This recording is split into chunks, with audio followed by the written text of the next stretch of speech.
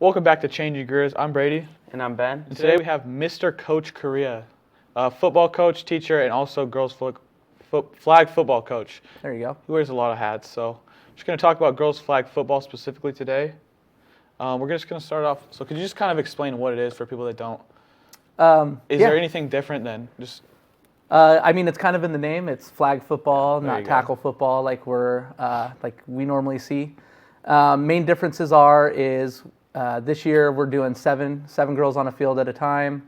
The field dimensions are smaller. No physical contact, no tackling.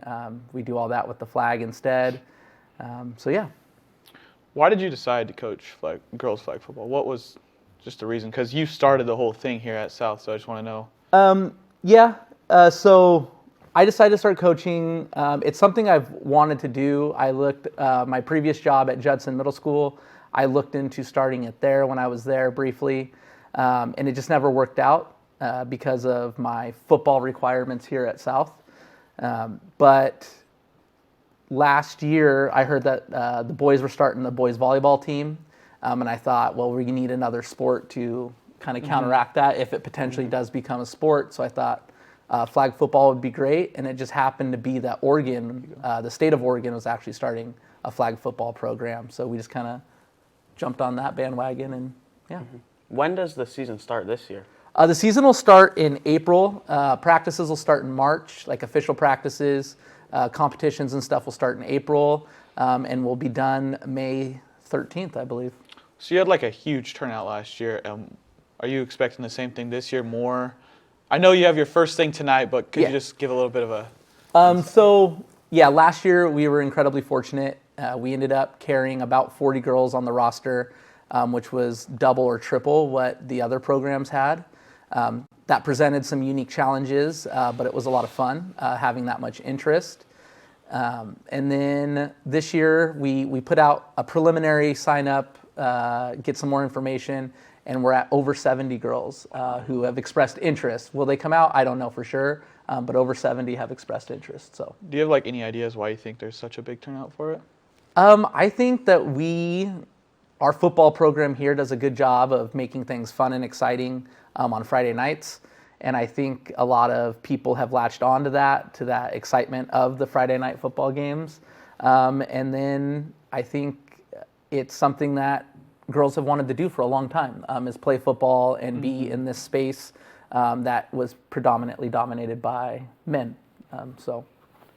As we know, you've coached traditional football. How does that compare to coaching this now? I do coach tackle football. It's different. Those of you who know 7-on-7, I think it's a lot like 7-on-7 in that capacity. But it's unique challenges. We saw last year, I tried to introduce a lot of traditional football ideas on how the offense was run.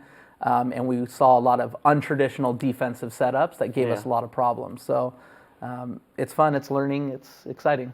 So year 2 of Air Saxons, what are the goals this year? A little bit bigger goals this year? Yes, bigger goals this year. Last year, and I'm trying to put this delicately, I thought we underperformed, and I take full responsibility for that. Out of 8 teams, we finished 4th, which is good, but I thought we could have done a lot better, and that was my responsibility. And this year, my goal is to finish higher than 4th. With the athletes we have, the amount of athletes we have, I think we should be really competitive at the state level. What are you looking forward to most for this season?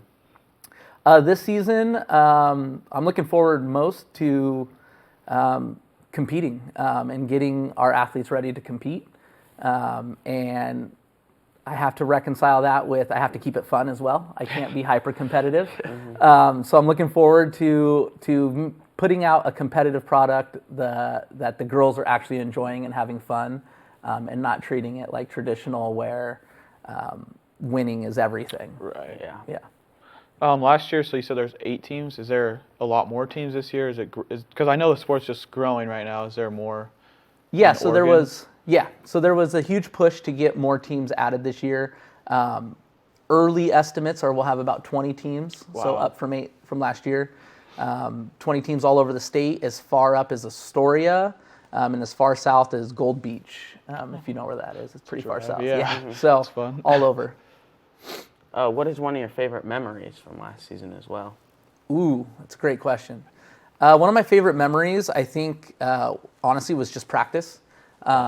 It is a completely different environment than maybe we're used to at practices. And it's a lot of fun teaching what I have always been like, oh, this is an easy concept, right? Right. Like, hey, you're in a trail technique. You guys know what that is. I know what that is. But you have to teach that. And so I've had to force myself to simplify things. And it's made me like a better teacher and a better coach because I have to simplify and actually teach these concepts that I would take for granted. Having you guys come through various football programs with that experience. Not trying to pin anything against each other, but like, what are your things that you enjoy more about coaching the girls flag football than normal? I think it's the mentality of it. They're there to have fun. I don't get me wrong; they're hyper competitive, but it's not a business for them yet. I think a lot of male football players treat it as a business that we need to get our scholarships, we need to do this, we need to win all of this. Where the girls are there for the vibes a lot, and it's fun. It's a lot more lightheartedness. It's a lot more joking around and doing drills that are more entertaining. Yeah. So, is there a state championship, and if so, what does that look like? There is. Last year, our state championship was we brought all 8 teams together at Sherwood High School, and we did a pool play bracket style, and they crowned a champion. This year, with more schools, Nike, who's been a big sponsor and is putting a lot of money behind starting flag football around the state of Oregon, is inviting all of us out to the Nike headquarters in Beaverton. That's cool. To play on their turf fields out there and have like a more traditional style state championship. That's crazy. So you got a bigger coaching staff this year, is that right? So John, talk about your staff. Because you're the main guy, your staff. Let's hear it. Yeah, so my staff, incredibly lucky to have a lot of people who have volunteered their time to come help us out. Jake Defoe, from the beginning, has been a part of the staff. He kind of helped me start this thing. And then his big brother, Zach Defoe's, also helped us out a little bit. And then we have Mrs. Greer, counselor here at South. She helped out a lot. She helps me with some of the, what's the word I'm looking for? Paperwork and stuff like that, organization of it all. You know her as mom. Something like that. This year we're welcoming someone you know as Dad. Brian Greers is going to come out and help us out. He helped coach in the fall as well. And then also returning is Dr. Kenny Miller. He will be out helping us again too. So, yeah. So you said you had about 70 is what you're estimating this year. What's the struggles? Because there's also a couple other spring sports that predominate, like softball, track, and tennis. So what's the struggles that you have to face to kind of recruit them? Luckily, we're still considered a club, which means we don't have to, girls don't have to declare for one sport or the other. You know, a girl can't play softball and do tennis.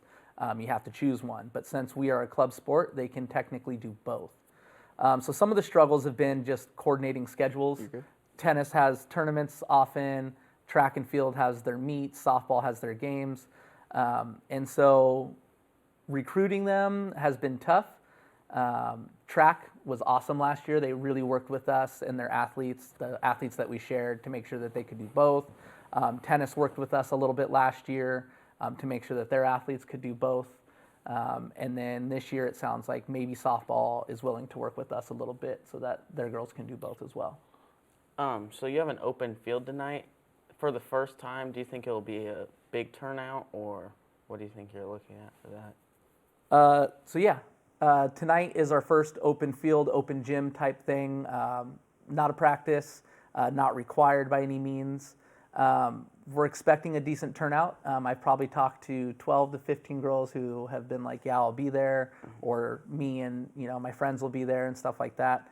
This will be an opportunity for us to look at skills, where our skill development is, what we need to work on, what positions might work best for certain people, or where they're most comfortable, and just get an idea of where we're at athletically.